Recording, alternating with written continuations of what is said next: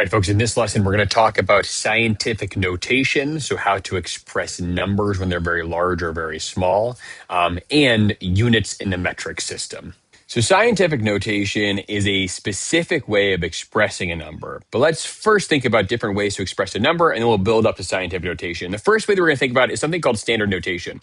So this is all going to seem pretty obvious because this is basically how we express numbers usually, all right? But stick with me for a moment. So as long as two numbers or expressions are equal, then they have the same value. For instance, 6 equals 2 times 3. So as long as we can put those two things on opposite sides of an equal sign, then 6, the number 6, is equivalent to 2 times 3. These are actually two different ways of expressing the number 6. Because since 2 times 3 equals 6, we can just say 2 times 3, and we also mean 6, right? So standard notation is the representation of a number as a single term composed of one or more digits, which seems self-evident or obvious because basically this is just how we express numbers, right? So when you think of the number 6, 6 is the standard notation expression of 6. We're not saying some expression like 2 times 3. We're just saying a single number that represents 6, right? Any other number we can express as a single number, perhaps composed of one or more digits. So 12 is a standard notation expression of the number 12. 923 is standard notation. 0.0072 is standard notation. You'll notice in any of these, we don't have multiplication, we don't have division, we don't have addition, we don't have subtraction, right? So these are just numbers that represent the values that those numbers represent. Again, this is obvious, right? So this works well for many numbers. This is why we just think of this as a number representing a number. But it can be very inconvenient when numbers get very, very large or very, very small. And when they get very, very large or very, very small, they end up being inconvenient for us to write, or inconvenient sometimes for us to imagine, or inconvenient for us to display on a calculator or on a computer screen. And so we have a way around that so that when something is large or small, we can express it in a more succinct manner. And so there are really an infinite number of ways to express a number. As we just saw with 6 equals 2 times 3, we also could say it equals 1 plus 5 or 4 plus 2, right? There's ways that a division operation can represent 6. There's ways of multiplication, addition, and subtraction, and exponentiation. And what we're going to talk about is exponential notation. So as long, again, as two numbers or expressions are equal, they have the same value, all right? So let's take the number 120. If we set something on the opposite side of an equal sign with 120, we're saying that these two things, these two expressions are equivalent, right? So 120 equals 12 times 10. 12 times 10 is an exponential notation of the number 120. So what does exponential notation means? It is a representation of a number as an expression that involves a coefficient, a lead number, being multiplied by 10 to some power, okay? So for 120, one way to give an exponential notation, an exponential representation of 120 is in the form of 12 times 10. Because we got 12, this is our coefficient, the lead number, times 10, and 10 is obviously to some power. In this case, it's to the first power, right? We didn't write this explicitly, but this is 10 to the power of 1. So 12 times 10 to the power of 1 still equals 120, right? And again, as long as those two numbers are equal, then they are expressions, different ways of expressing the exact same number. All right, so this is an exponential notation expression of the number 120. There are actually an infinite number of ways to express the number 120 exponentially. Because again, this was 12 times 10. 10, we didn't write the exponent on, right? Because 10 to the first power. But we can go and we can write it if we wanted to. We can make it explicit, right? 12 times 10 to the first power. We also could take and we could change things up a little bit more. So 1.2 times 10 to the second power is equivalent to 10 to the second power, of course, is 100. And so 1.2 times 100, again, gets us back to 120, right? So you notice that all of these different expressions, again, these are all equivalent expressions of the number 120. They all have the same value of 120. So even though 12 is different than 1.2, is different than 120, when we multiply those coefficients, the 12 or the 1.2, times 10 to whatever exponent is in that exponential notation, then we bring this number, this expression, back to the value of 120, right? So 12 times 10 to the first is 120, and 1.2 times 10 to the second is still 120. And we can go further if we wanted to, right? We can say 0.12 times 10 to the third is 0.12 times 1,000, with 0.12 times 1,000 would still get us back to 120. So you'll notice that we could keep going on infinitely, right? We could do this times 10 to the 100th power, 10 to the 1,000th power, right? Or we can start going backwards to negative powers. We'll talk about that in 1 second. But you'll notice that all of these, we could keep going infinitely here. There are an infinite number of ways to represent any number, 120 or any other number, with exponential notation. Again, meaning we've got some coefficient times 10 to some power. And why 10, you may ask? It's probably obvious to you, but it's just because our system is base 10, right? So really, in our system of base 10, all we're doing is we're multiplying times 10, which moves our decimal point. And we'll take a look at decimal points in just 1 minute. And that's why 10 is nice and easy. We could have chosen a different multiplication expression. Again, just like in the last slide, 6 equals 2 times 3. Those are the same value right there, right? But it's not as clean. It's not exponential notation because it doesn't involve 10, our base for our number system, to some exponent. So there are an infinite number of ways we can express a number using exponential notation. And if we wanted to get funky with it, we could start thinking about negative exponents. So 120 is the same thing as 1,200 times 10 to the negative first, which, just as a reminder, if we take a negative exponent, we're really taking 1 divided by that number to that exponent, right? So in this case, it would be 1,200 times 1 divided by 10 to the first power. And of course, if we divide 1,200 by 10, we get back to 120. Right? So they're the same. And if we wanted to, our original number of 120, we can use that as our coefficient. So 120 equals 120 times 10 to the, in this case, the 0th power would be our exponential notation using 120 as our coefficient. Because again, anything, or as you know, anything to the 0th power is just 1. So 10 to the 0th power is 1. So 120 times 1 is still 120, right? So the takeaway here, exponential notation, we can express any number in an infinite number of ways using this exponential notation. And what it is it takes our number and then changes its the way we're representing it so that we have a coefficient. In this case, it would be the 12 or 1.2 or 0.12, some coefficient times 10 to some power that gives it the same value, that expression, the same value as the original number. Okay, so just to reiterate, we can break down the anatomy of one of these exponential notation representations of a number. Exponential notation is representation of a number as an expression that involves a coefficient, a lead number, being multiplied by 10 to some power. All right, so again, we could do this for any number, and our lead number is what we call a coefficient. So in this case, it would be 86.7 times 10 to the fourth is an exponential notation representation of the number 867,000, right? So if we represent it this way with exponential notation, we've got a coefficient that's 86.7 times 10 to the fourth. 10 is our base. And again, we're always going to use 10 as our base because our number system is base 10.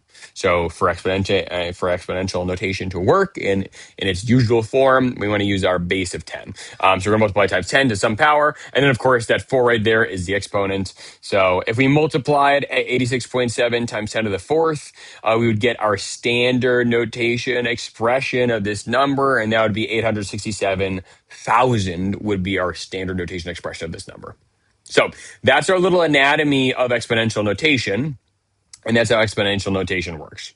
So, as we said, there are an infinite number of ways to express any number in exponential notation. There is one specific exponential notation that we have taken and used in as convention as one standard way to express a number in what we call scientific notation. All right. So you'll notice that with all those different exponential notations, our coefficient had a decimal in different spots as we change the exponent on our 10, on our base, right? So we take into formalize all of this or to standardize where that decimal place is going to be, we use scientific notation. So scientific notation is a particular form of exponential notation where the decimal is consistently in the same spot every time. And where that spot is it'll be directly after the first digit of the coefficient. So if we go back to 120, we want this number to be expressed so that the coefficient, the number before the times 10 to the exponent, is 1.2. Again, this decimal is right next to that first digit, the 1. All right. So what we have to do is we have to figure out to express this in scientific notation what our exponent on the 10 would be, so that standardized coefficient where the decimal is right next to that first digit brings us back to that times 10 to some exponent brings us back to our original value of the standard notation expression of our number, right? So 1.2. So if we start with our 120 here, the 120 has an implicit and invisible, we don't usually write it, decimal, right? And that should be at the end of the number, right? So we could write this as 120 point, and that's where the decimal would be in 120. And we need to move that decimal over to the spot where it's going to be in our scientific notation. So we move that over 2 spots, right? Then we get to that 1.2 that is our goal for scientific notation to express this in the way that is standardized for scientific notation. So moving that over, the number of decimal moves will indicate the exponent on the base in our scientific notation. All right. So 1.2 times 10 to the second would get us back to 120, which would make this expression, our scientific notation expression, the same value as our original number, which was 120. Right. So what we want to keep track of as we practice putting numbers into scientific notation is thinking about how many times we're moving the decimal. And in a moment, we'll think about which direction. Okay. But right now, we're just going to take big numbers, make them big numbers and make them into scientific notation. So 120, we move that decimal 2 spots, in this case over to the left. I won't worry about the directions too much, but we had a big number. We were making it smaller. And so that 120 equals 1.2 times 10 to the second. So what we'll do is now we're going to put this into practice. And I'm going to work through some of the practice problems you have in front of you. But if you take a look at our problem set, we're going to look at part 1, all the scientific notation problems from our problem set.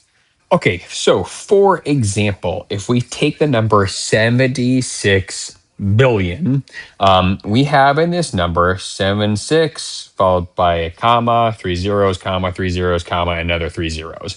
And what isn't in here, but what is implicit, is that there should be a decimal point all the way at the end of this number. Right. So what we want to do is want to figure out, well, how many times do we have to shift this number so that, how many times do we shift this decimal point so that we get the decimal point to the spot where we want it to be, which is that this will equal 7.6 as our coefficient times 10 to some number for its exponent, right? So we have to get our decimal point from where it starts to where we need it to be at the end so that it is in the spot that is standardized for scientific notation. In this case, we need to move the decimal 1, 2, 3 spots to that first comma, another 3, so 6 to that second comma, another 3, so 9 to that third comma, and finally 1 spot over so that it gets to that point, again, where we want the decimal to be. So ultimately, we move that over 10 spots. So we're going to raise this 10 to the 10th power, and it is 7.6 times 10 to the 10th power that gets us back to an equivalent to that original number of 76 billion. Now, so if we move on over to question 1, we've got 0.000000019. And now our decimal is explicit in this number, right? So we know exactly where it is. We do also know that in order for us to express this in scientific notation, we want to take our non-zero numbers, in this case the 1 and the 9, and put our decimal next to that first non-zero number of the 1 and multiply that times 10 to some exponent that brings us back to the same value as our original number as it was in its standard notation. And so in this case, we want since our decimal is going to end up next to our 1, in between the 1 and the 9, we want it to end up there, right? So we're going to move our decimal 1, 2, 3, 4, 5, 6, 7 spots over. So this is 1.9 times 10 to the 7th power. Now, you might be thinking, wait a second, that's not good, right? Because if we multiply times 10 to the seventh power, we're obviously making the number larger. So what we need to do here is we need to account for the fact that actually 0.000000019 is a very small number, right? And how we make a number smaller in this exponential notation is that we're going to multiply by a negative exponent and negative exponent 10 to a negative exponent of that number of times we move that decimal spot, right? Because we know that multiplying times a negative exponent will make us a smaller number than a larger number. So sometimes when folks are learning about scientific notation and exponential notation is they memorize like, oh, if we're moving the decimal point to the left or if we're moving to the right, then one means positive, the other means negative. But I would really just think about what the size of the number is, right? And you know that if your original number was really large, you need a positive exponent in the scientific notation in order to make a larger number out of that coefficient, right? Whereas if we have a small number that we're trying to express, then in scientific notation, that coefficient is going to have to be multiplied by a negative exponent times 10 to a negative exponent because we're making obviously a smaller number. So that's how I would try to think about this rather than memorizing any directionality of us moving the decimal point. So next up, we've got 108.02. Again, the decimal point is in the number itself. So let's first think about the coefficient. We want our decimal point to end up next to the 1, in between the 1 and that first 0. So we get 1.0802 multiplied times times 10 to some exponent, right? In this case, we have to move our decimal to get it to where we want it to be. We need to move it over 2 spots, 1, 2. And so we will multiply that 1.0802 times 10 to the second to get our scientific notation for that original number. All right, question number 3. We are going to take this number, which is some, let's think about how to express this number, right? Or how to say this number. So over here, next to that first comma, if right here, this place value is the thousands, right? Then we got the millions, then the billions, then the trillions. So this is 18 quadrillion, 800 trillion is the number that we're trying to express here. But again, a really, very large number. We can kind of condense this down with our scientific notation. So ultimately, we will want our coefficient in our scientific notation to be 1.88, right, times 10 to some power. And let's think about what that power is. So if our decimal is here, implicitly here, an original number, we want it to end up in between the 1 and the first 8. So we'll want it to be here. And we'll move 1, 2, 3, 4, 5, 6, 7, 8, 9, 10, 11, 12, 13, 14, 15, 16 slots over. So this is 1.88 times 10 to the 16th power. Number 4, we've got our decimal point, again, is explicit in our number. So we're going to end up with 2.009 as our coefficient with that decimal point next to the 2. So we want our decimal point to end up there. We got to move 1, 2, 3, 4 slots over in order for that to get us the decimal point to the correct position. So that's times 10 to the 4th. But remember, this is a small number, so this would be times 10 to the negative 4th, would give us our scientific notation. 2.009 times 10 to the negative 4th would be our scientific notation for this number right here for number 4. Number 5, let's first make our coefficient. So we know that the 9 is our first non-zero number, followed by our decimal, and all other numbers following that. So 9.0127. That decimal has to end up here, but it starts over here in our standard form. So 1, 2, 3, 4, 5, 6, 7, 8 slots over is where it moves. So this should be 9.0127 times 10 to the 8th. And you always want to think about, is this a positive or a negative coefficient? Should be a positive one because we have a very large number here. 901,270,000 is a big number. So to take this coefficient of 9.0127, we have to multiply it times a 10 with a positive exponent, 10 to the positive 8th. Okay, for numbers 6 through 10, we're going to take a scientific notation expression of a number and we're going to convert it back into standard notation. So we're going to do the opposite of what we did for questions 1 through 5. So this should be easy. If we take and look at where our current decimal point is, we're going to move that decimal point the number of spots that our exponent tells us, right? So I'm just going to rewrite this 1.09720 times 10 to the negative, and we know it's times 10 to the negative third. So we want to move that decimal point 3 spots. And since this is negative, I know that I'm going to make this number smaller, right? So if I were to move this 3 spots over to the right, then we would end up with 1097.20, right? That's obviously a larger number. That's a big number. But since we have a negative exponent, we know that's not what's happening here. A negative exponent actually going to move the decimal point over to the left. So let me reset 1.09720, our coefficient. And we're going to move our decimal point, but we're going to move it 3 slots over to the left to make our number smaller, right? So we'll end up with something that looks like this, 0.00199720. So in the end, our standard form notation for this number will be 0.00109720. These are standard form notation for that number 6. All right, 1.01. 1.01. We're going to take the decimal point. We're going to move it 5 times. And in this case, we're going to move it 5 times to the right because that makes the number larger, right? 1.0, that would end up being 10.1. So we know we want to move it to the right, right? So we move 1, 2, 3, 4, 5 slots over to the right. So I want my decimal point to end up there. There were 3 empty slots we'll add zeros to. And so in the end, our answer will be 101,000 will be the standard notation for this number for number 7. All right, for number 8, we got 7.11102 times 10 to the ninth.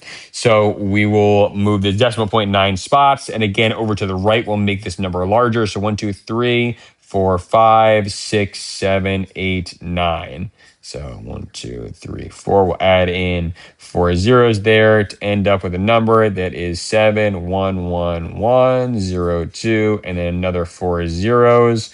And then we can throw in some commas and every 3. So this would be 7,111,020,000 would be our standard form expression of this number for number 8.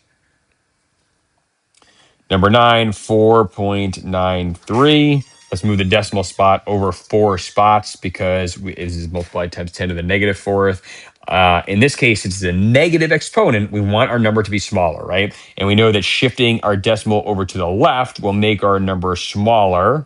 So let's see, we go 1, 2, 3, 4, and then our decimal point ends up over there. We got 3 zeros. I'll add a 0 in the beginning. So in the end, we got 0.000493 is our standard notation expression for question number 9. And finally, for number 10, we've got 6.50 times 10 to the 7. So we want this number to be larger. So we'll shift our decimal point over to the right. 1, 2, 3, 4, 5, 6, 7 spots. And we'll fill in with zeros. And our number in the end will be 65 followed by 6 zeros, meaning 65 million would be our standard notation expression for this number. All right, so next up, let's discuss the metric system. So whenever we measure a physical quantity, we're going to express that measurement in a number, but that number doesn't really make any sense without some units that are standardized so we can understand the reference of what that number means, right? So obviously, if we're going to measure a distance in the U.S., we would measure that distance depending on its size in terms of feet, right? So if you go to the doctor's office, you measure your height in terms of feet and inches, right? And that works because everyone knows we have a conventionally agreed upon distance that equals a foot and equals an inch, right? So when you go to the doctor's office and you find that your height is 5 foot 6 inches, you know what that means. And if you're 5 foot 6 inches and someone else is 5 foot 6 inches, it's going to be the same 5 foot 6 inches, right? So we have a standardized way of representing or of calculating or of delineating different measurements within that physical quantity of length or distance. And obviously, we do this for any other type of quantity that we can think about in any system that we use for measurement. So In the US, we use something called the imperial system, and this incorporates units that are unfortunately irregular in their relation to larger and smaller units for each physical quantity. What I mean by this is that if we think about how many feet are in a mile, you probably know the answer, or maybe you do. Honestly, sometimes it's easy to forget. But in 1 mile, there's 5,280 feet.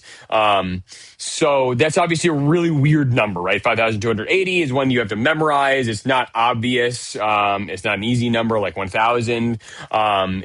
And miles are different than feet, right? They sound almost like they're representing two different types of physical quantities. They don't. There's no reason that we think that feet and miles go together. They're just two made up words that don't really sound anything alike. So obviously there are improvements that can be made to the system, and we'll take a look at the metric system in a minute and see if that one has some better benefits than the imperial system. Another question for you: how many fluid ounces are there in a gallon? You have any idea? No one knows. I don't know. I'm just kidding. Obviously, there's an answer there. It's 128 fluid ounces. But again, it's like a really specific number, right? It's not 100. It's not 150. It's 128. It's a very strange number. And so in the imperial system, in the U.S. system, the system that we use in the U.S., there isn't like a great or obvious or intuitive relationship between larger and smaller units, right? Both in terms of how large or small they are relative to one another. Again, 5,280 feet to 1 mile is kind of like a weird relationship there, in terms of the numbers. And 128 fluid ounces to 1 gallon is, again, another weird ratio, right? It's not a nice, obvious one that's easy to use. And you'll notice that, again, the names for larger and smaller quantities or larger and smaller units within one quantity don't really like match up with one another, right? We got miles are the larger version of feet, and then gallons are the larger version of fluid ounces. So it's a strange system. Now, in the classroom, the science classroom, we're going to use something called the metric system, and this is one that you're probably familiar with in your past science classes. And so this really is officially known as the International System of Units, or the SI System International, or the metric system. All right. And this uses a prefix and base 10 system of units for each physical quantity. And just as we talked about with exponential notation and scientific notation, our number system is base 10. So using a base 10 system is really easy and intuitive to use once you get used to it. So if you were to ask a question, how many meters are there in a kilometer? So meters are essentially, scale-wise, the equivalent of feet in the metric system, and a kilometer is scale-wise kind of close to the area of distance that a mile is in the metric system versus the imperial system. So this is kind of like asking in the imperial system, how many feet are in 1 mile? And the answer is in the metric system. If we want to figure out the number of meters in 1 kilometer, it's 1,000 meters. You'll see that 1,000 is a very nice and easy number, right? Not only is it nice and easy, but if we go forward, how many liters are there in a kiloliter? In 1 kiloliter, there's 1,000 liters. So if we look back at the imperial system, each of the different quantities, when we go from the smaller to the larger units, has like a really funky and different number to use for each one, right? It's 5,280 feet in 1 mile, or 128 fluid ounces in 1 gallon. But in the metric system, if we go from small to large, if we go from meters to kilometers, there's 1,000 meters in every kilometer. And then if we go from small to large in a different quantity, like volume, 1,000 liters are in 1 kiloliter. And you'll also notice that the larger and the smaller versions of these units, the different scaled versions, are just the same, are the same base unit, just with a little prefix stapled on top, right? So we take our meter and we want to go up to the bigger version of distance, the bigger unit that we use for distance or length, then we would be talking about a kilometer, which just has the word meter in there, and we add on this prefix of kilo, right? And this kilo tells us we have 1,000 of that base unit of meters, and you'll notice it's the exact same for the kiloliter, right? So if we want to go up to a kiloliter is 1,000 of those base units in the quantity of volume, which is 1,000 liters.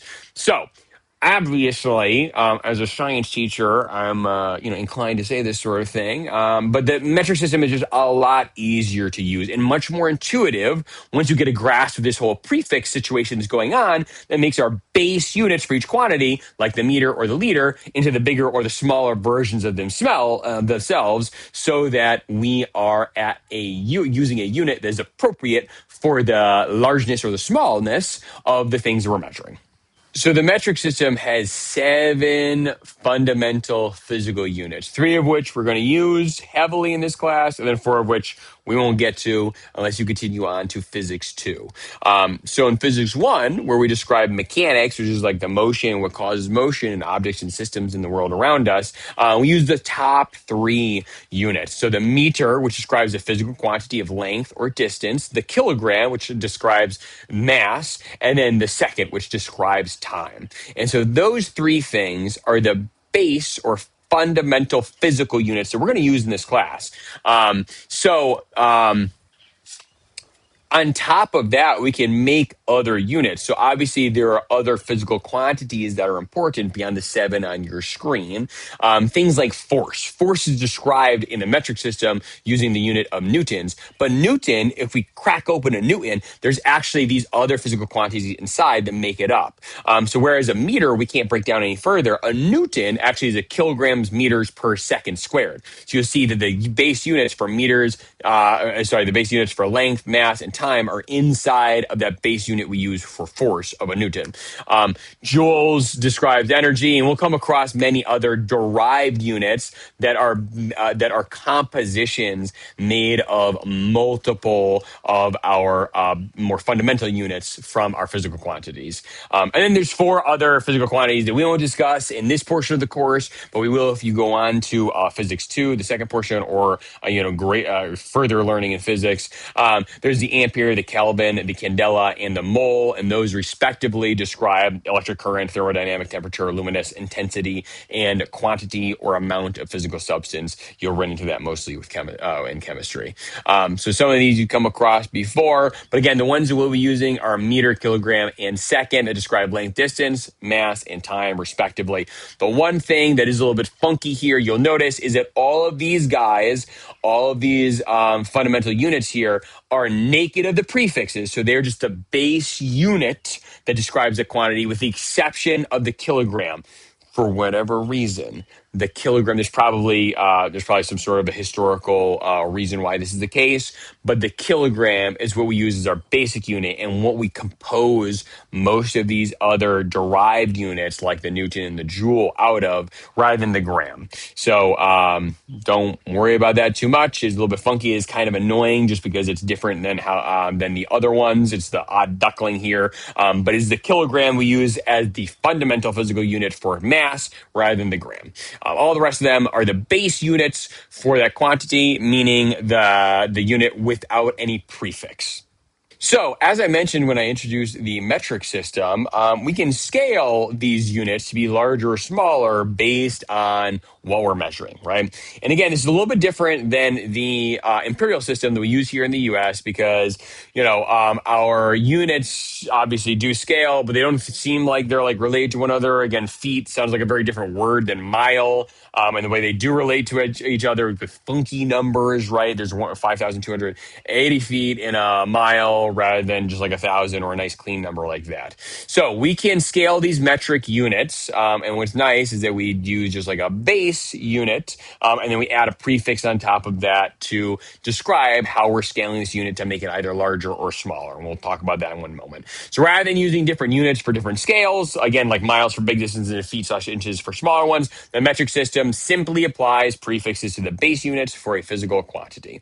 So some examples of this is that 1 kilometer is 1,000 meters, right? Again, the word meter is in kilometer, and then this prefix kilo tells us we've got 1,000 of that base unit. And then we can abbreviate these, 1 kilometer. So meter, the abbreviated form of meter is just M. And then if we wanted to describe kilometer, we just would put the prefix of K in front of that. So 1 km equals 1,000 meters. These prefixes are essentially just shorthand for exponential notation. So you'll notice that 1 kilometer equals 1,000 meters, or said a different way, in exponential notation, 1 times 10 to the third meters. So the reason why I paired scientific notation with this discussion of metric units in our problem set and in this video is because these two pair very well together. The metric system is basically based on exponential notation, of which, of course, scientific notation is just one specific way to express numbers in exponential notation. All right, so if you take a look at our problem set of scientific notation and units review, down on the third page, there is a table of all the prefixes in the metric system, or the System International SI system. Remember that our base unit is whatever our unprefixed unit is within that physical quantity, right? So this would be a meter or a gram or a liter or a candela or a Newton. Anything that does not have a prefix would be the base unit, and that's just one individual standard unit of that physical quantity, right? But then we can scale it up either larger or smaller. And if we go upward on this chart, then we go larger. If we go downward, then we go smaller. And you notice that each one is multiplying by some exponent, right? That we can express as a multiple of 100 or as an exponent of 10 to some power, right? And as we go larger, the numbers get larger, right? So we get positive exponents of the 10. And then if we have smaller things we want to measure, then we want to use our smaller prefixes that make our base units smaller. So we will practice how to use this when we take a look at our problems in our problem set. So let's take a look at problem set part 2, where we're going to look at some example and then some practice problems for metric units and putting different numbers, different measurements in expressing them in different metric units at different scales. All right, folks. So let's take a look at part 2, the problems in part 2 of our problem set. And we'll start off with our example problem. So we'll work that in just one moment. But keep in mind that on page 3 of our problem set, there are 2 tables. One is the fundamental physics of units within the metric system. And then table 2 are the prefixes in the metric system. And again, remember that our base unit is the naked unit without any prefix on it, right? So grams, newtons, candelas, meters, liters, any of those that don't have any prefix attached to the front of them, those are the base unit. And then if we have any prefixes attached, and all of the available prefixes that we'll be using, there are more beyond these, but they get into very specialized usages.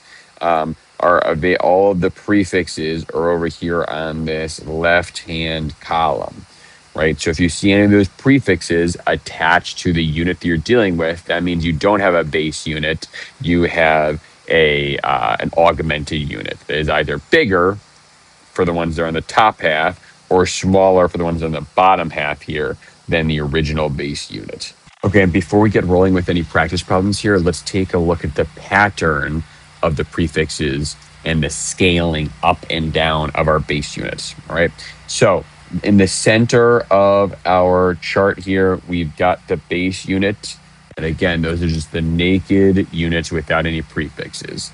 Now, when we go up or down, we can increase the size, the magnitude of the units we're dealing with, or we can decrease by going down this chart, all right? But you'll notice that most of these exponents, if we look at our exponent column over here, just because that's the easiest to see what's going on, you notice that almost all of them are exponents of a multiple of 3, right? So kilo is times 10 to the third, mega is times 10 to the 6th, giga times 10 to the 9th. And then the same thing as we go down in units, most of them are just the negative multiples of a third, right? So milli is times 10 to the negative third, micro is times 10 to the negative 6, nano is times 10 to the negative 9th, right? So we have all of these in exponent form in that column that is labeled exponent. And then if you wanted to use the decimal or the full notation for any of those exponents, you'll find that under the decimal column, right? And so obviously times 10 to the third is the same as saying times 1,000, right? Times 10 to the 9th for a giga is the same as times 1 billion, right? And finally, we have words over here to the right. So this would be a billion, right? Because again, we're multiplying times a billion or times 10 to the ninth. All right, so all of these rows, each prefix has its own has a multiple it's associated with. We can either communicate in the exponent form, in the decimal form, or by a word, right? And finally, each prefix also has an abbreviation so that when we apply this to the abbreviated form of the unit we're talking about, then we can just abbreviate it down with the prefix as well. All right. So for instance, a meter, we would abbreviate as just M, right? So obviously, you know that a kilometer would be abbreviated as km because there's K for a kilo and then M for meter. So we just put the K in front of the M, just like kilometer, just like we would say kilometer. Kilometer abbreviates to km. We do the same thing with any of these, right? So for instance, a gigameter, we would say that as a gigameter. And so that is 1 billion meters altogether. So it's going to be much larger. And then if we wanted to make an abbreviation, we would take the G for the giga, which is a capital G, and then put that in front of the M. And we get big GM would be gigameter. All right. So, one last thing to point out here is that now going back to our exponent column, remember that we start with our base units, and that's just times 1.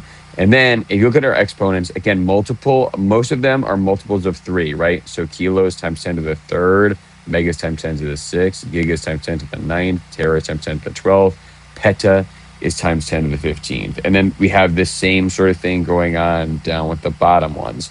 And then I did throw in, and I kind of hesitated, should I throw these in? Because these aren't really commonly used, but I threw in the first couple of steps.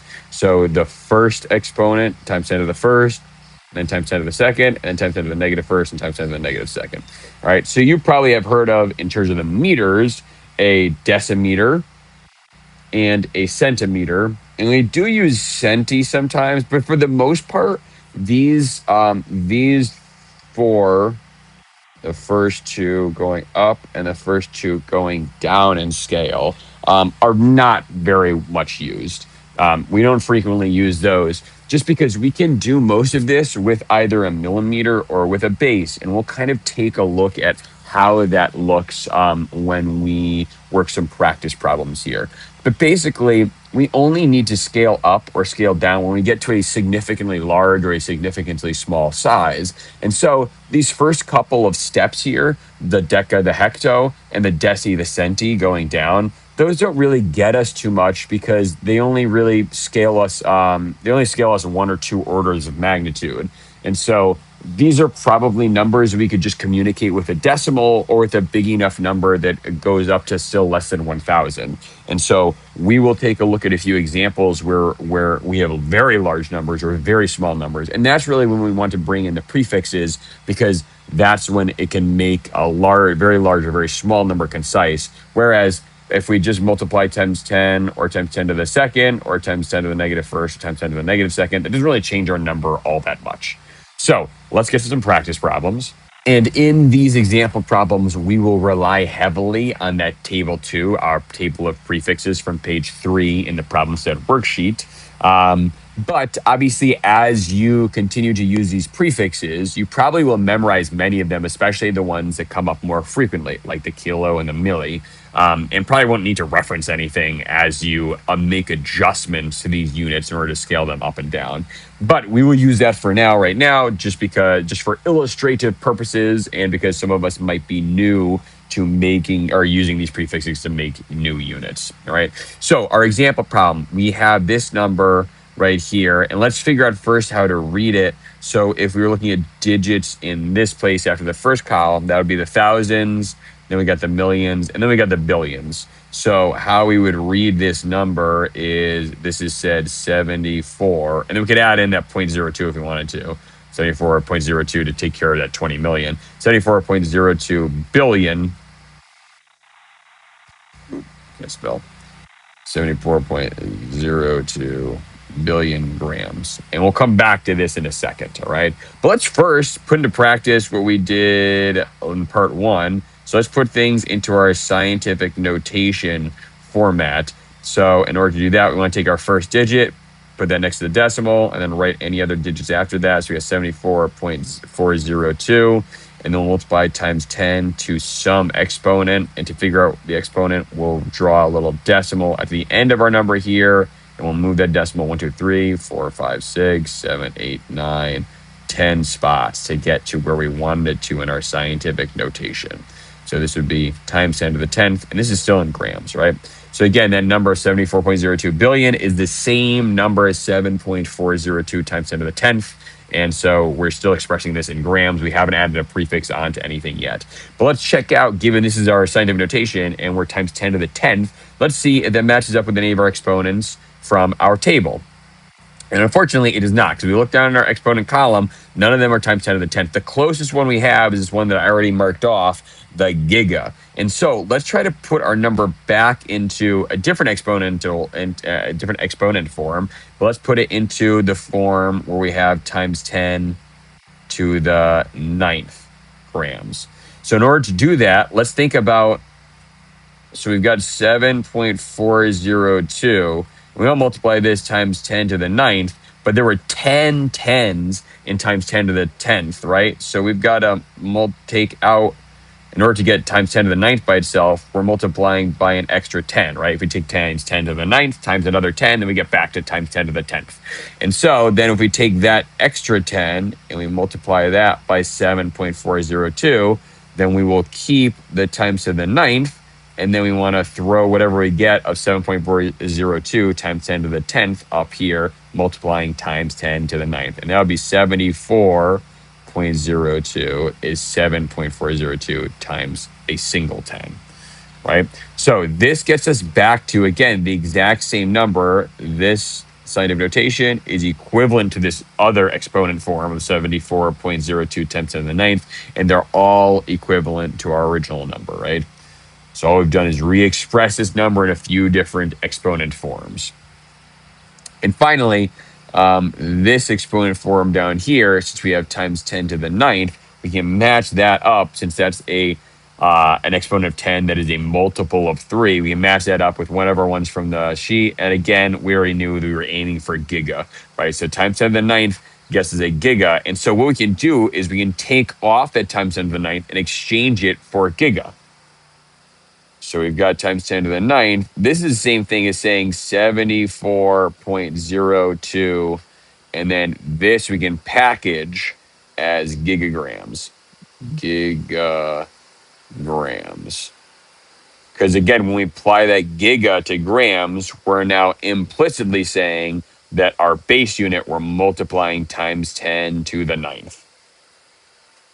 The gigagrams. And if we wanted to, obviously we can abbreviate this. This would be 74.02 with a big G and a little g. All right. So based on the question that we were trying to answer here, we've got this really big number here, 74 billion, and then 20 million, right? Grams. We wanted to express that. And specifically for this question, for this set of questions, we wanted to express the following quantities so that the number for the new units is between 1 and 1,000. So that's kind of the sweet spot we're trying to express in new units with prefixes attached to our base units, so that our number that we're using for those units is between 1 and 1,000. And we successfully did that over here, right? So 74 is between 1 and 1,000, and now we're expressing it in gigagrams, so big G, little g. So let's go through and let's keep moving with our practice problems here. So the first couple are kind of easy because I communicated them to you in a way that they're in exponential form, and that exponent form is with an exponent that is a multiple of 3. So right here, we've got 1.02 times 10 to the negative 6 Ca. And remember, back to our fundamental units, Ca is candelas. So let's go back to our table of prefixes.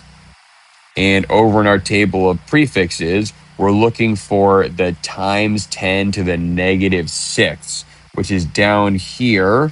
And this is where we would use micro. And micro is the one prefix that has a funky abbreviation, which is rather than using a letter or multiple letters, it uses a Greek symbol, the mu symbol. So we'll use that in just 1 second. And it stands for millionths. But since we already in our question were given times 10 to the negative 6, Remember that if we just take that out, we're going to say this is 1.02. Obviously, we're going to keep that.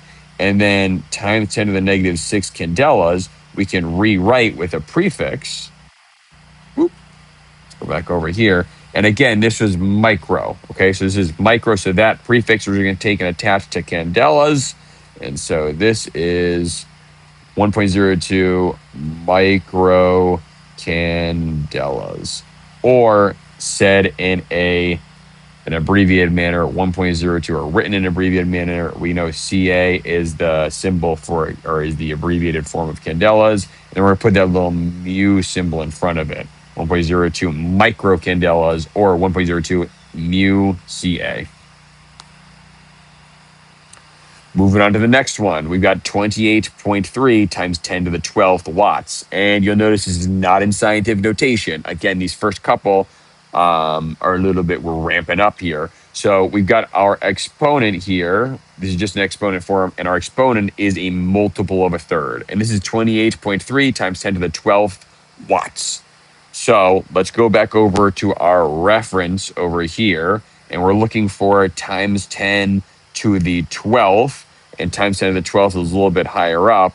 That is right here, and that is our tera prefix. And this is trillions. So how we would say this, right, is how we would say this. Get back to our question real quick. So I would say this is 28.3 trillion watts.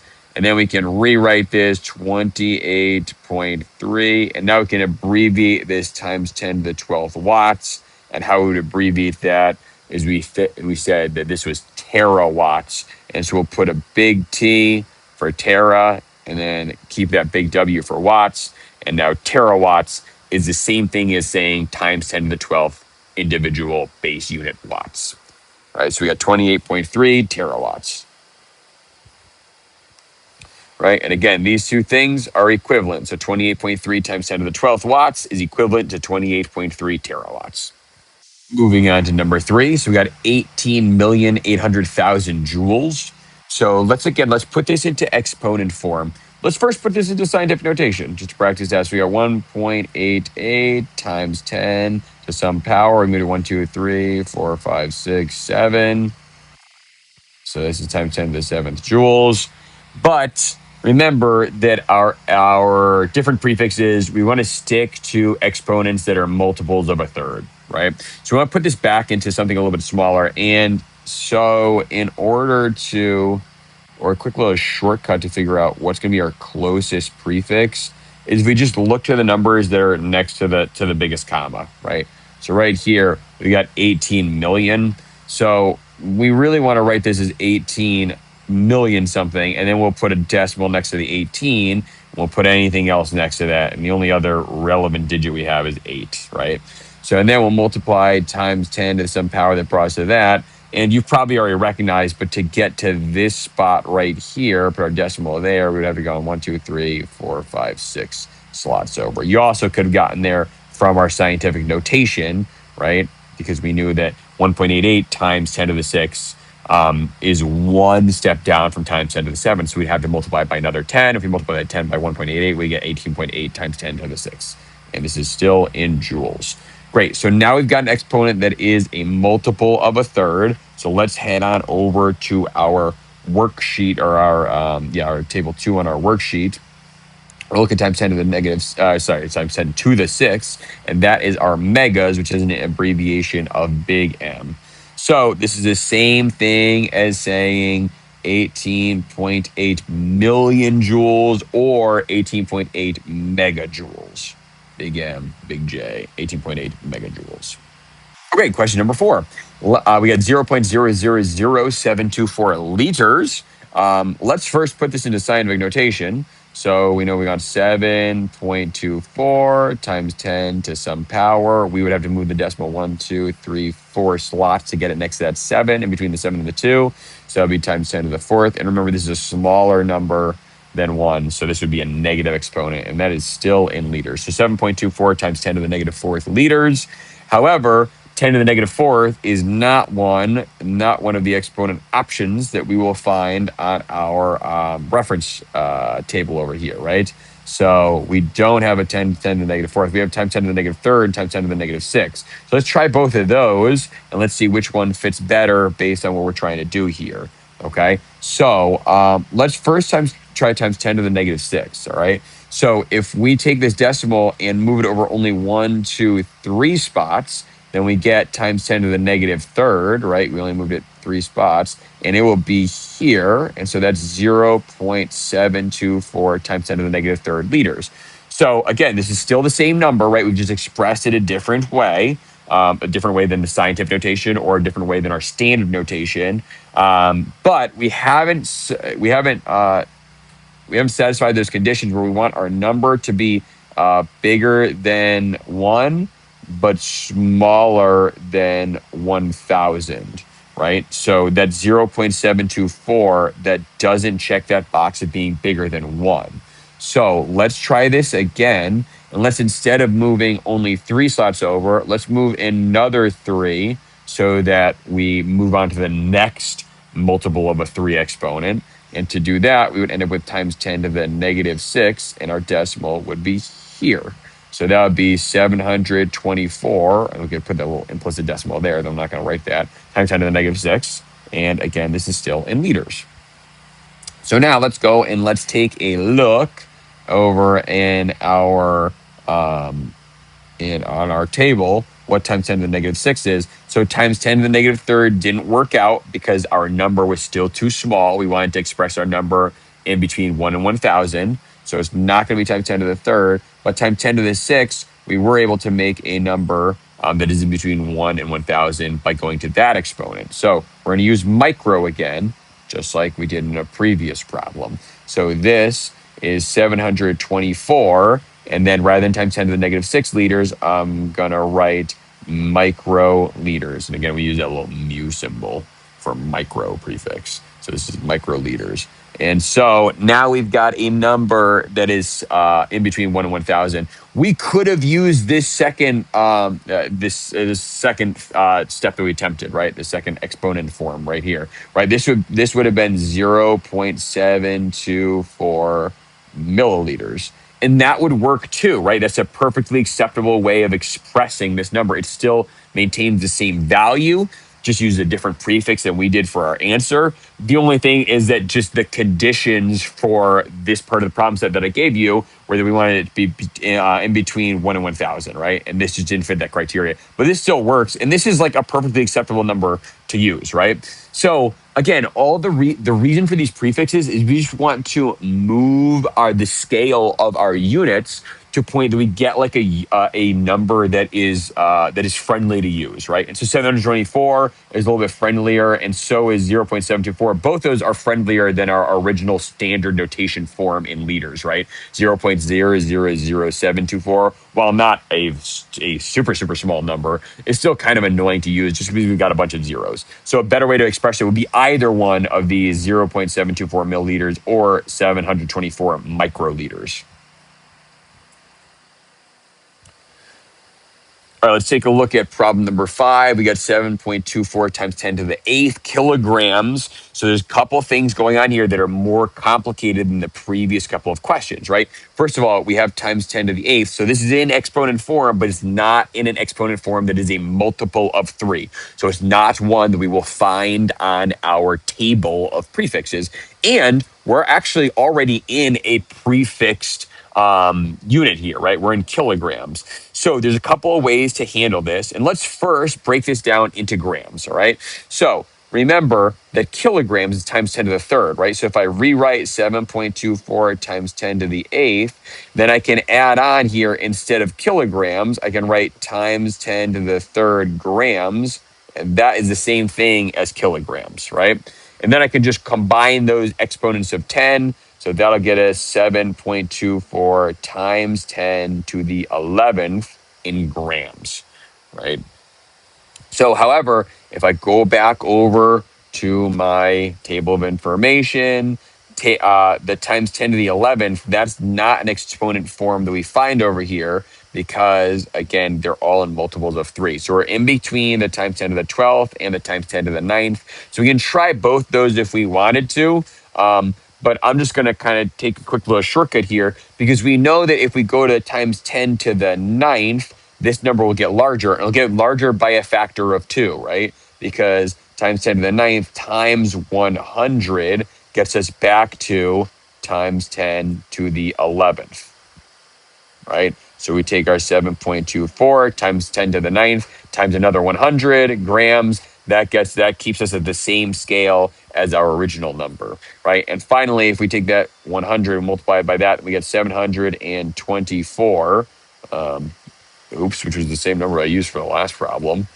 That's kind of confusing, but don't worry about that because that's our number for this problem as well. So 724 and then times 10 to the ninth, right? And this is still in grams at this point. But now we've got a number that is in between 1 and 1,000. And so we can communicate this number, 724, with a different unit, and that's times 10 to the ninth grams. And if we go and find times 10 to the ninth, that is our giga, and we use a big G for the abbreviation. So this would be 724 gigagrams. So I'll put a big G for giga, a little g for grams, 724 gigagrams. We could have dropped this times 10 to the 11th or bumped it up to times 10 to the 12th, right? But then that would have been 0.724 times 10 to the 12th. And that would have been the next step up from gigagrams, right? So this would be 0.724, and this would be teragrams. Again, a perfectly acceptable way of communicating this number would be 0.724 teragrams. It just is not what I was asking for in this problem set. I wanted a number that's between 1 and 1,000 just so we can practice this. But this works too, right? This is actually a good number, a good way to communicate that. Just not what we were using, just not the exact criteria I was looking for when I asked the question. All right, and then finally for number 6, we got 8.90 times 10 to the negative 11th, and we have giga newtons, big G for giga, and then big N for newtons, which is a unit of force. So we can rewrite this if we wanted to. Let's rewrite this in just straight up newtons. So 8.90 times 10 to the negative 11th. And then giganewtons, I'm not actually going to go back to the reference sheet because we just use giganewtons. Giganewtons is times 10 to the ninth is giga. So if we multiply times 10 to the ninth, then we're taking care of that giga. And then we obviously also have newtons, right? So this actually what is a little bit friendlier than we thought because if we multiply times 10 to the negative 11th times 10 to the ninth, then that negative 11th, we're going to add 9 to it. So we end up with times 10 to the negative second. So this is 8.90 times 10 to the negative second regular newtons, right? So we can rewrite this if we wanted to in standard notation. That would be 0.089. I'll keep that 0 on the end because that 0 is there as a significant digit, right? Communicating some level of precision about this measurement that we originally had in giganewtons and now currently have in regular newtons. And then finally, we want to put this into an exponent that is a multiple of 3, right? So if we shift this over 1, 2, 3 slots, then we get 89.0 times 10 to the third, but this was a smaller number, so times 10 to the negative third in newtons. And then we're just looking for times 10 to the negative third in our from our prefix chart, and that would be right here. That is our milli prefix. So this would be millinewtons. We can recommunicate this if we wanted to as 89.0, and then that times 10 to the negative third newtons, we can abbreviate to millinewtons. Cool. Okay. So what we've done so far is we've taken a bunch of different ways to communicate a measurement, right, in a bunch of different units, and then condense that down into a way to communicate the number. So the numbers between 1 and 1,000, and then our units have a prefix to match that scale. So for a second set of problems in this problem set, we're going to do something a little bit easier actually, which is just take a number that is in it with a prefix and then recommunicate it with in the original base units, right? So all we're going to do is we're going to break down, we're going to figure out what our prefix is, and then essentially just figure out what that exponent is, and we can communicate a couple different ways from there, right? So big M, if we go back to our prefix chart, big M is mega.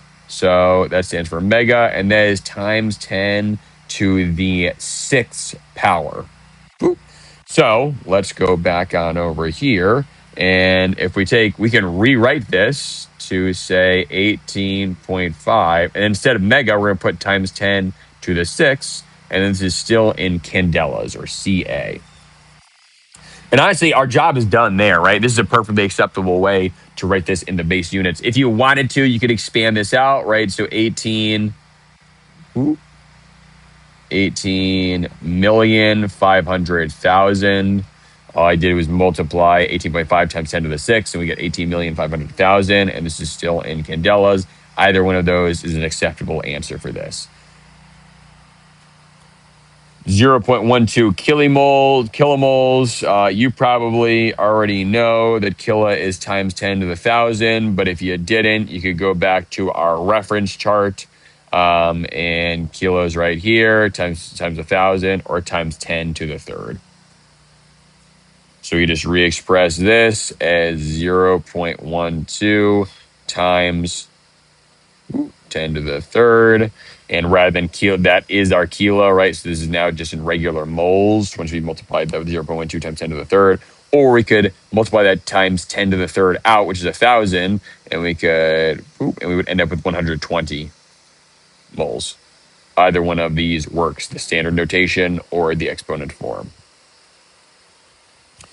Finally, actually, if we wanted to, why don't we put this into one other form? Let's put it into the scientific notation. So 1.20 times 10 to the second. We got to move our decimal 2 spots over, moles. So we could again. There's an infinite number of ways for us to communicate all of these. Once we get back to our base unit, which we're just trying to get to our base unit without any prefixes, then we can communicate in this in an infinite number of ways of exponent notation. But generally, either either standard notation or scientific notation is what we generally use.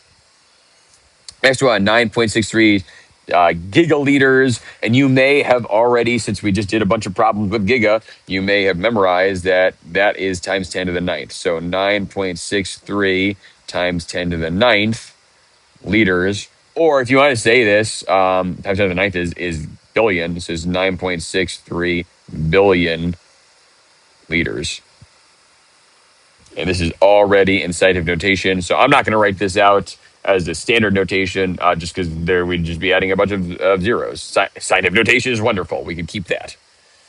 All right. And then we've got 0.072 milliamperes. So milli is times 10 to the negative third. So 0.072 times 10 to the negative third. You'll notice I'm not dropping back to our table because we've used a bunch of these units, these unit prefixes already. And so you can go back and reference the table if you would like, but trust me, or you could trust me that milli is times 10 to the negative third. Or hopefully you've already, since now you've run into these a few times, you're already kind of memorizing the each of these prefixes and what they mean. So this is 0.072 times 10 to the negative third, and that's in amperes.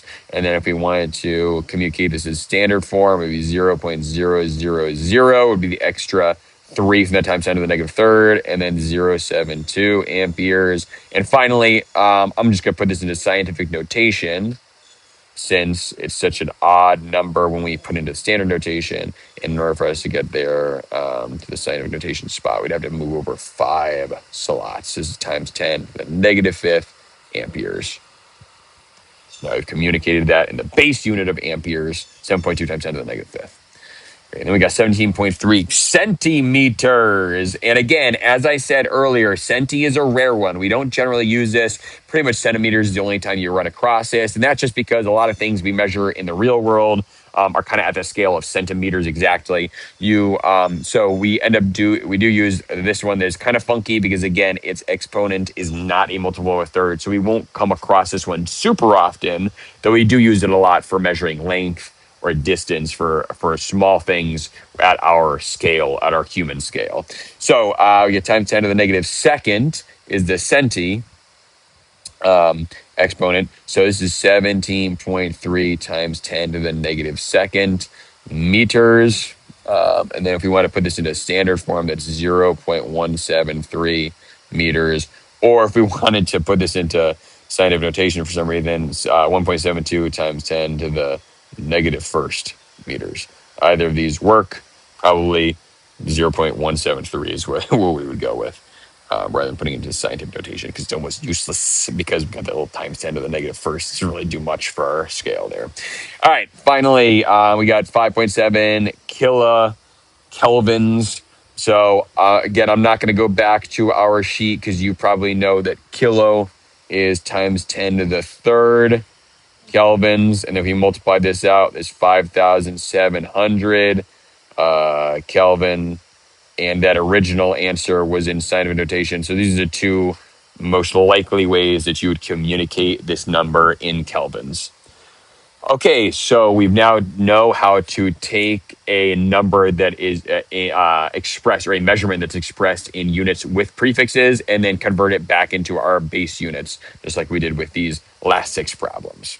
Okay, so now I've got an extra 3 problems here at the end that are kind of a bonus, just to kind of illustrate how actually the scientific notation makes things a little bit easier for us to do on our heads if we are well practiced in it. All right, so honestly, this probably would have worked well or better under part 1 when we were talking explicitly about scientific notation, but I kind of snuck them in here in part 2 when we were talking about different unit scales. So all of these units are scaled in just the base units, but let's put these into scientific notation, and then hopefully I can illustrate for you why scientific notation actually can make things easier in your head if the numbers are at least simple enough, right? So we're going to re-express 120,000 meters. So I'll put this into scientific notation, and you can check me on this. So this is 1.2 times 10 to the fifth. We're going to keep meters, and then that's multiplied times whatever 0.04 is in scientific notation, which is 4 times 10 to the negative second, still in newtons, right? So really what we have here are 2 numbers with a bunch of multiplying happening there. So I can rewrite all this as 1.2 times 10 to the fifth. And then just like in math, how we can have a variable like x, in science, we can treat our units just like variables. This is times mass, or sorry, times meters. Woo! And then we have multiplying times this whole the second term, right, which is times 4 times 10 to the negative second, and then times newtons as well. So we can think about this as just one big long multiplication problem between a bunch of things rather than just 2 separate things. And because of the associative property in math, we can shift the order of all these things around. So we've got our coefficients from the scientific notation. I'm going to write those first, 1.2, and I'm going to put next to that times 4. And then times our exponents, times 10 to the fifth, and then times our next one is 10 to the negative second. And then finally, I'll write our units last as times meters, and then times newtons.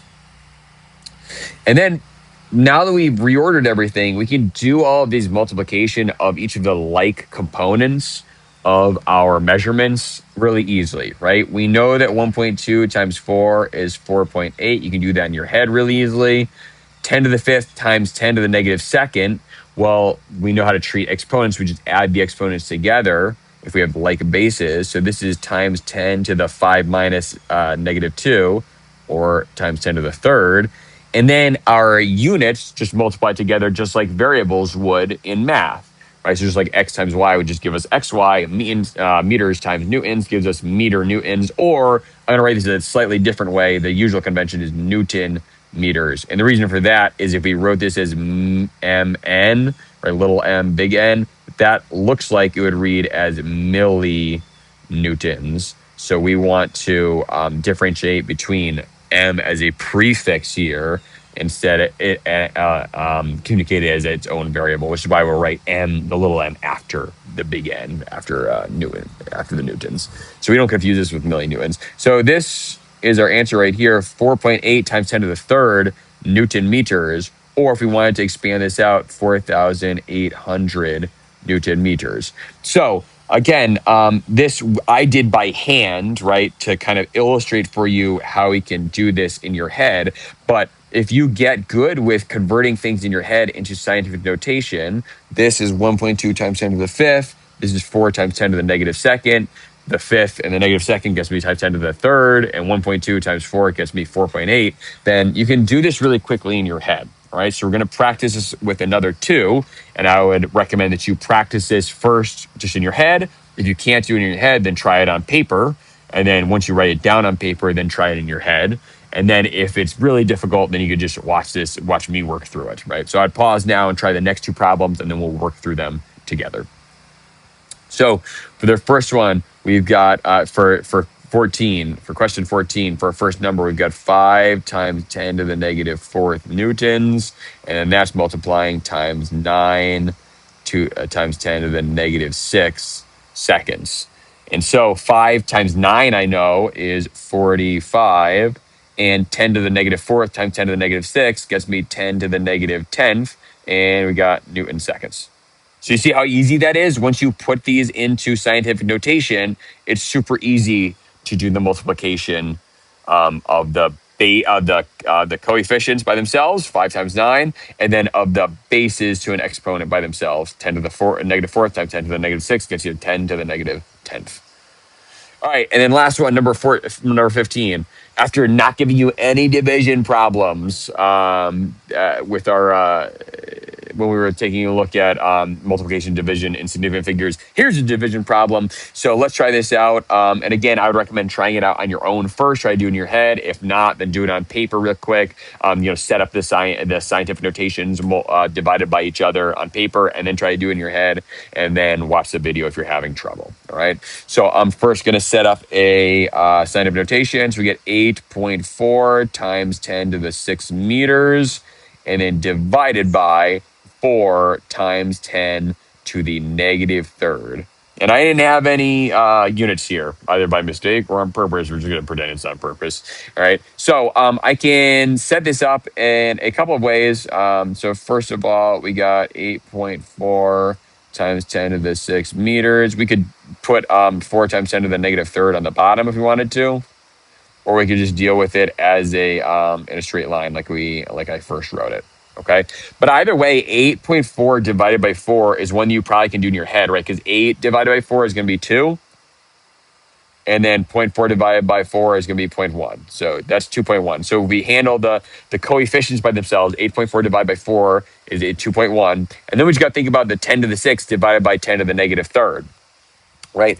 And keep in mind our rules for exponents. If they have the same base, we're going to add the exponents if they're multiplying. We're going to subtract the exponents if they're dividing. So we'll subtract in this case. So 10 to the 6 divided by 10 to the negative third is the same thing as 10 to the 6 times 10 to the positive third. Or if we just add those exponents together, 6 plus 3, or 6 minus negative 3 gets us 9. So this is times 10 to the 9th. And we'll keep our units that we had originally, which we had meters in our first measurement, and then 0.004 was unitless. So this is 2.1 times 10 to the 9th meters. Or if we wanted to, we could go back to our prefixes, and let's see, times 10 to the 9th, that is giga. So we can rewrite this as gigameters. So this is 2.1 gigameters right here. All right. So just as a quick review, again, we can take all these numbers that are either big or small and look frustrating or annoying to deal with. And if we convert them into scientific notation in our heads, then we can actually deal with them a lot quicker or a lot more easily than if we dealt with them as their full numbers in their standard notation. All right. So I would recommend maybe trying that as you tackle some problems going forward. Just try to put this into practice, and you can get used to really easily doing numbers, doing multiplication, division in your head. Again, if the numbers are kind of easy, sometimes you might have to round. But this is a good general practice to get into, is kind of rounding things and then doing things in your head before you plug them into the calculator to see if your estimate that you did in your head matches what you did in the calculator. And if it doesn't, then maybe your estimate was off a little bit. But also sometimes it might be that you plug things into the calculator wrong, or you might want to go back and check the math you did originally. For our final part in this problem set, I've got you working some dimensional analysis problems, which should look really familiar from chemistry. So we're just going to reactivate what we know about how to convert from one unit to another when we have conversion factors. All right. So how I like to set these up is we're going to take our original measurement. So in this case, we've got 100 kilometers per hour. We'll put 100.0 kilometers per 1 hour. And then we will set up a conversion factor. So I want to know for kilometers, I got to change that to meters, right? So I'm going to leave a bunch of space and then I'll put an equal sign. In the end, I know that I want my answer to be in meters per second, right? So I want meters on top and seconds on the bottom. So if we deal with kilometers first, I'm ultimately going to want some conversion factor where I have kilometers on the bottom and then meters on the top, right? And that allows me to convert out from kilometers and into meters. So I just need to figure out, well, how many meters are there in a kilometer? And thankfully, since we've already taken a look at metric units, we know the answer to that. For every 1 kilometer, there is 1 times 10 to the third meters, or said differently, 1,000 meters, right? And we know that from our table of information or table of prefixes, right? So if we've got our kilometers, that is times 10 to the third or times 1,000. So we've got 1,000 meters equals 1 kilometer. And since these two things are equal to one another, then if I put one on the top of a fraction and the other on the bottom, then really the top of the fraction is the same as the bottom of the fraction. And anything over itself is just 1, right? So essentially what we're doing here by converting is we aren't changing the value of our original number. So this 100 kilometers per hour isn't going to change throughout our quote unquote calculation here. All that we're going to do is change the way that we're expressing it, because really all we're doing is multiplying times 1 each time. So if we have 1 kilometer equals 1,000 meters, then this expression right here is equal to 1. If we multiply anything times 1, we haven't really changed the value. We haven't changed the value of that number at all. It's just the way we've expressed it, all right? So, but again, that cancels out our kilometers. And then we just want to do the same thing with hours. So let's think about how many hours there are that gets us a second. So we know that in every 1 hour, there's 60 minutes. So I'll use that as my next conversion factor because, again, since 1 hour equals 60 minutes, then if I put that into a fraction, then I know that if one's on the top, one's on the bottom, then I'm just multiplying by 1, right?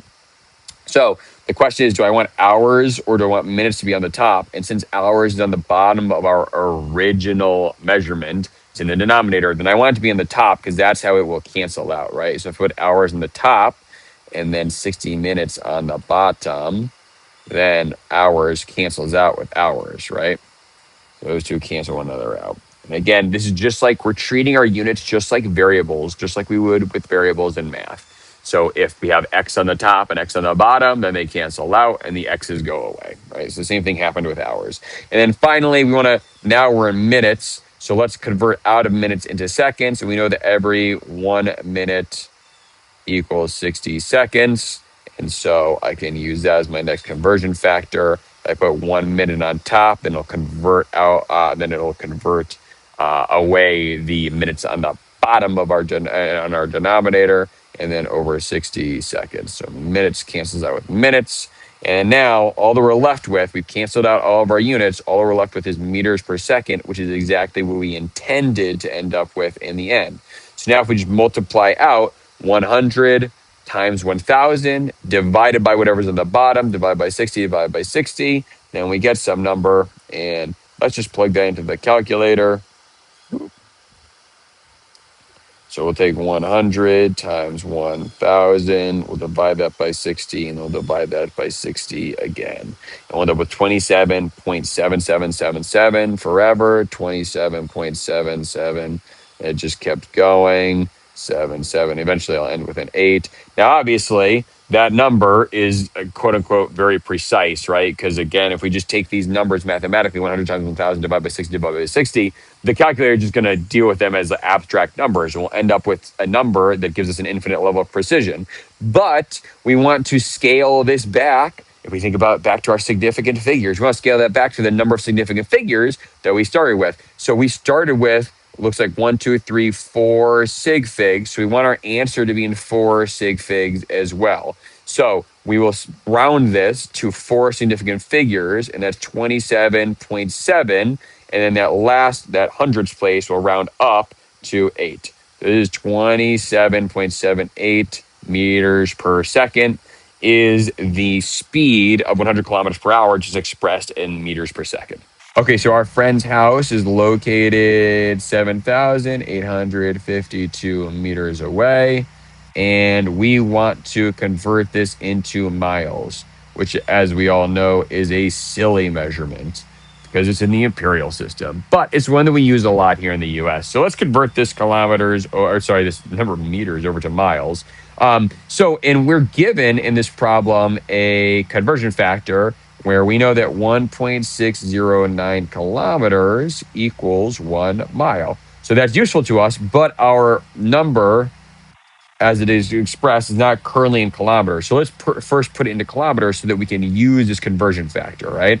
So we want to take and we will convert out of meters into kilometers. So we want meters to be on the bottom so that we convert out of meters, they cancel out, and kilometers to be on the top. And how many meters are there in a kilometer? You probably already know this. You certainly should now that we've discussed our metric units. So 1,000 meters in every 1 kilometer. So I'll put 1 up here and 1,000 down there for meters. And as long as this is equivalent to this, if I put 1 on the top and 1 on the bottom, then really I've just made a fraction that's equal to 1. So I'm multiplying this, our original value, by 1, which doesn't change the value, only changes the way we express it, right? So our meters will cancel out and be left with kilometers. And then we know that we have a relationship between kilometers and miles. So let's use that relationship as our next conversion factor. So I will put kilometers on the bottom to convert out of them, and we'll put miles up on top, and every 1 mile equals 1.609 kilometers. So that cancels out kilometers, and all we're left with then is miles, which is exactly what we wanted at the end, right? So let's plug this into our calculator. We've got 7.852 divided by 1,000, and then divided by 1.609. So we take all those numbers and we deal with them together, and we get 0.004. Oop, out of here, miles. 88. And we had some more. We had 0. Back. For 88. 0049. So let's keep writing that. 0497. Great. And that was in. So that's taking and multiplying our numbers, right? And then we know that whatever we were left with for our units is what we have in the end. So that's just miles. And again, if we attend to significant figures, right, our original number had 4 significant figures. So we want to round this at 4 significant figures as well. So that's 0.00488. And then our 4th significant figure would be that last 0, which rounds down to 0. So 0.00488 miles. And if this were a metric unit, then we could take and we could use a prefix to get this to a friendlier number. But since it's not metric, there is no kilomiles or millimiles, then we just believe this is miles. This is an annoying number. Though, if we wanted to, we could put this into scientific notation, right? So let's do that since we're practicing all this math for physics. So that would be 4.88. And remember, we want 4 sig figs. So we will leave that last 0 because that 0 has meaning for us, right? And then this is times 10 to the -3rd miles. So that's another way. Again, same way to communicate this value, or same value that we're communicating, just a different way to express it. All right, so we got a soccer ball with a radius of 11.5 centimeters. So we're going to start off with 11.5 cm. And we want to figure out the volume for that for that soccer ball, right? So our volume is going to equal 4/3 pi r cubed. And in this case, that means we'll take 4/3 times pi and times our radius is 11.5 centimeters, and that's cubed, right? So we want to convert that into meters cubed. So in the end, we want our answer to be meters cubed. So we've got centimeters and meters, and we going back to or relying on our memory. If we want to go back to our table in this problem set for reference, or if we want to rely on our memory, we should know that 1 meter equals 100 centimeters. And so we can use that conversion factor over here if we wanted to. We got 100 centimeters on the bottom equal to 1 meter.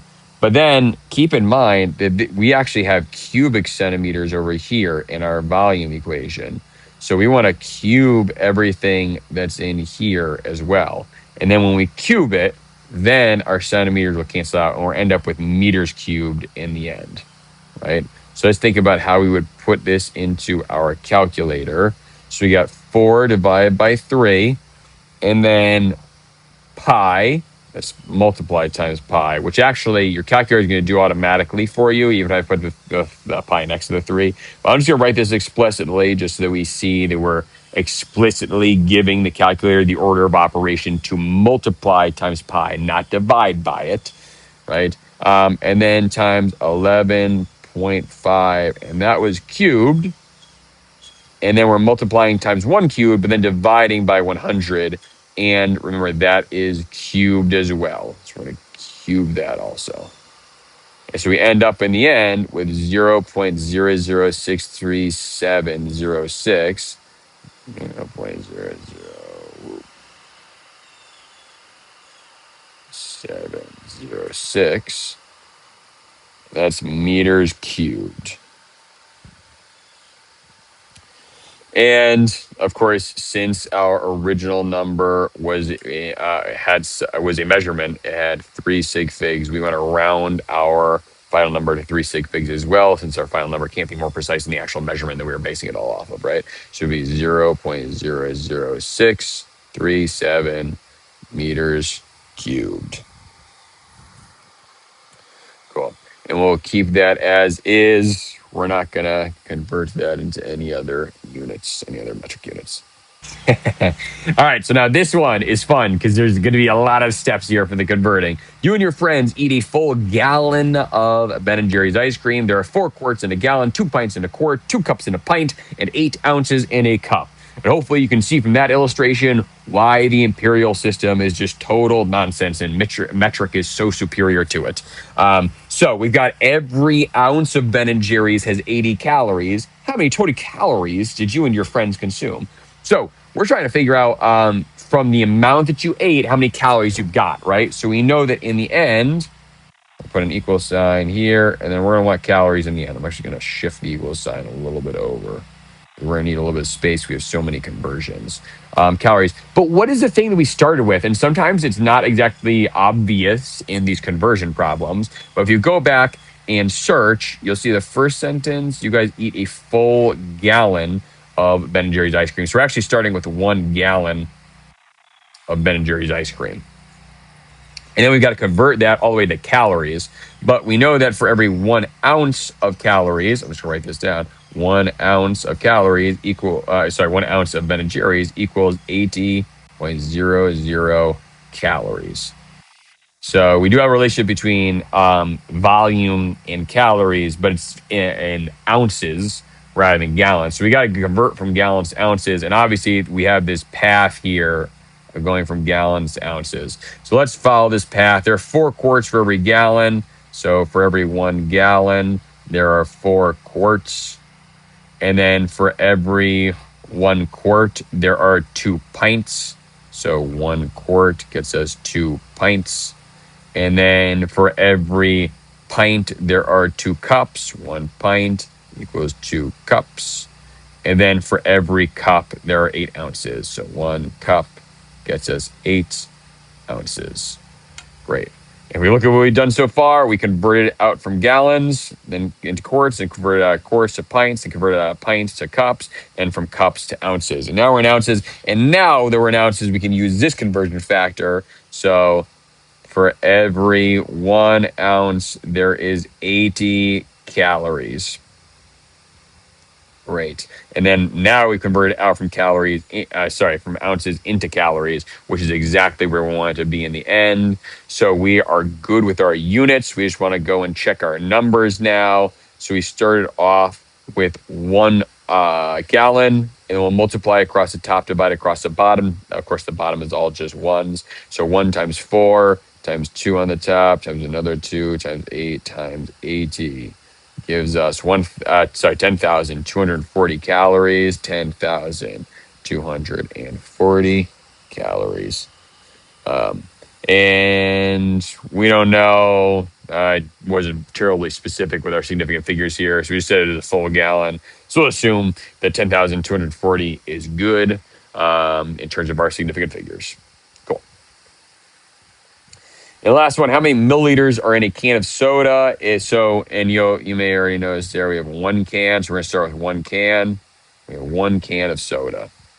All right. So a can carries 12.0 ounces of fluid ounces, and there are 3.785 liters in 1 gallon. And then unfortunately, we have to go back to our previous question for our relationship between gallons and ounces. But let's take a quick little shortcut rather than going back through all that. Because if we actually multiplied all that out, we'll know that 1 gallon equals 128 ounces. All right. So we just kind of did a shortcut of multiplying all this out. We know that there's 4 quarts in a gallon. So that's 4 times 2 pints in a quart. 4 times 2 is 8 times 2 cups in a pint. 8 times 2 is 16. And then 8 ounces in a cup. So 16 times 8 gets you 128 ounces, right? So let's convert from cans. And ultimately, we want to figure out how many milliliters we've got. So we ultimately want to get milliliters in the end. So you got 1 can. We can convert from can to ounces using this first conversion factor, right? So 1 can is 12 ounces. Whoop. And then we've converted it out of cans into ounces. And then we now have a relationship between ounces and gallons. So 128 ounces is worth 1 gallon. And we know how many gallons there are, or how many liters there are in a gallon. That's gallon. So 1 gallon gets us 3.785 liters. And then finally, we don't want liters. We don't want to end up in liters, right? We want to end up in milliliters. And again, we know that liters and milliliters have a relationship. And if we go back to our conversion, to our table of prefixes, we know that milli is times 10 to the third. Times 10 to the negative third is milli. So 1 milliliter equals 1 liter times 10 to the negative third liters. Right? Or said a different way, 1 milliliter is 0.001 liters. So we can use that conversion factor up here, which is 0.001 liters is equal to 1 milliliter. Another way to say this, right, which if you're already familiar with the metric system and weren't just using the little table, is you probably know there's actually 1,000 milliliters in every 1 liter, right? And all we did was simply took this side of our equation from this equation. We multiplied each side by 1,000, right? So 1,000 milliliters gets us 0.001 times 1,000 liters, or 1 liter. So you could use either of those conversion factors in our equation up on the top, right? So, but importantly, once we've used cans, those cans canceled out, ounces canceled out, gallons canceled out, liters canceled out, and all we're left with is milliliters in the end, which is exactly what we wanted to do. So let's plug in our numbers. So we will multiply across the top. So we'll take 1 times 12 times, I'm not going to bother with multiplying by the next one, times 7.85 times 1 again. I'll just put that in, start to the multiplication sign. And then divided by 1, divide by 128, divide by 1 again, and then divided by 0.001, the last liters. And so we should end up with 354 point, I didn't catch what the rest was, 0.84375, 0.84375 milliliters. And then we started off with 1 can. So I don't know, we can kind of play it by ear in terms of what we want to do with our significant figures, but it looks like our significant figures are a little bit useful here. So or we can take a look at our conversion factors for indications on our significant figures, which one of them had 3 sig figs, the other had 4 sig figs. So we can round this to 3 sig figs if we wanted to. This would be 355 milliliters, should be in every 1 can of soda. Okay, so we've taken a look at scientific notation. We've taken a look at units and the different prefixes within the metric system and converting between them. And then finally, now we've done some converting between different units, both using prefixes and using different systems of measure and different scales of units. So hopefully all of these are comfortable skills for you. And if they're not, you might want to go back and refresh and review some of these questions or find some other review questions to take a look at.